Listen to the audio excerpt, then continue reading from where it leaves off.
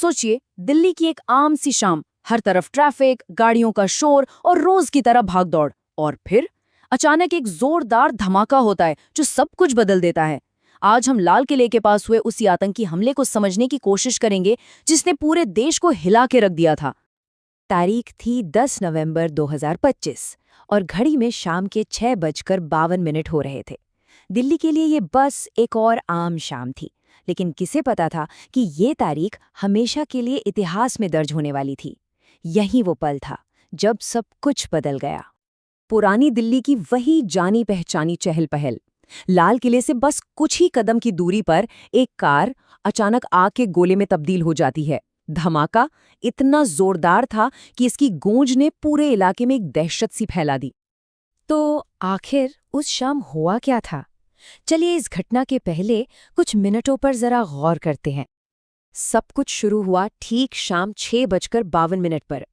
Lal Qila metro station के gate number 1 के पास एक सफेद रंग की Hyundai i20 car traffic light पे रुकी ही थी कि तभी उसमें एक जबरदस्त ब्लास्ट हुआ। कुछ ही सेकंड्स के अंदर वो गाड़ी धूं-धूं कर जलने लगी और उसकी आग ने पास खड़ी दूसरी गाड़ियों को भी अपनी चपेट में ले लिया। बस कुछ ही मिनटों में उस जगह पर सिर्फ और सिर्फ अफरा तफरी और चीख पुकार का माहौल था, और दूर से सायरन की आवाजें तेजी से नजदीक आ रही थीं। हर धमाके के पीछे सिर्फ धुआं और मलबा नहीं होता, उसके पीछे होती है एक इंसानी कीमत। आइए देखते हैं इस हमले का सबसे दर्दनाक पहलू क्या था। शुरुआती रिपोर्ट्स के मुताबिक इस धमाके में कम से कम 8 लोगों ने अपनी जान गंवा दी और 20 से भी ज्यादा लोग घायल हुए, जिन्हें फौरन पास के अस्पतालों में ले जाया गया।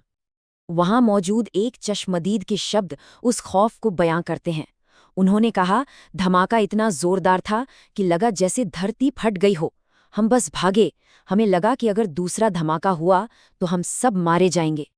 इस आग और धमाके ने अपने पीछे एक तबाही का मंजर छोड़ दिया था। कई कारें और ऑटो रिक्शा जलकर खाक हो चुके थे और आसपास की बिल्डिंग्स के शीशे तक धमाके की वजह से टूटकर बिखर गए थे। जैसे ही मौके पर जांच शुरू हुई, एक ऐसी सच्चाई सामने आने लगी जो शुरुआती अंदाजों से कहीं ज्यादा खौफनाक थी। शुरू में तो ये अफवाह फैली कि शायद किसी गाड़ी का सीएनजी सिलेंडर फटा है, लेकिन जैसे ही जांच आगे बढ़ी, एक बेहद गंभीर बात सामने आई। ये कोई हादसा नहीं, बल्कि एक इम्प्रोवाइज्ड एक्सप्लोसिव डिवाइस यानी आईईडी का इस्तेमाल करके किया गया एक आतंकी हमला था। तो ये आईईडी आखिर होता क्या है?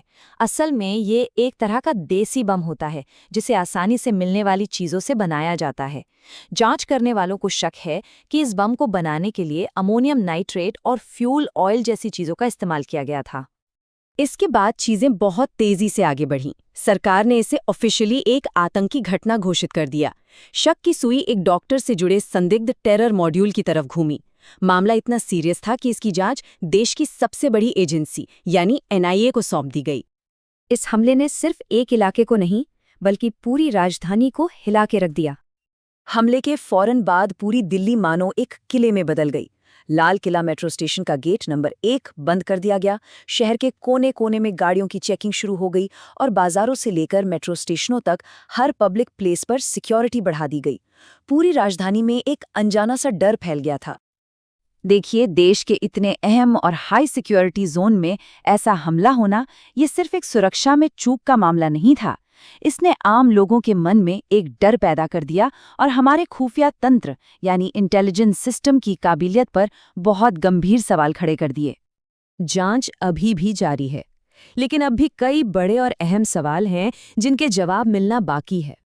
जांचकर्ताओं के जहन में जो सबसे बड़ा सवाल घूम रहा है वो ये है कि आखिर क्यों? हमलावरों का असली मकसद क्या था?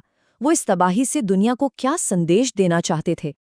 एक और अहम सवाल ये भी है कि क्या कार में रखा बम अपने तय समय से पहले ही फट गया, या फिर ये एक चलता फिरता बम था जिसे किसी और भीड़-भाड़ वाली जगह पर किसी बड़े टारगेट के लिए ले जाया जा रहा था? जांच एजेंसियां सीसीटीवी फुटेज और फोरेंसिक सबूतों के हर छोटे बड़े टुकड़े को जोड़कर देख रही हैं, लेकिन असली चुनौती सिर्फ उस एक शख्स को पकड़ना नहीं है जिसने ये किया। असली चुनौती है उस पूरे नेटवर्क को बेनकाब करना जो इस हमले के पीछे है। और जब तक हर चेहरा सामने नहीं आता, तब तक दिल्ली पर हुआ ये हमला एक अनसुलझी पहेली ही बना रहेगा।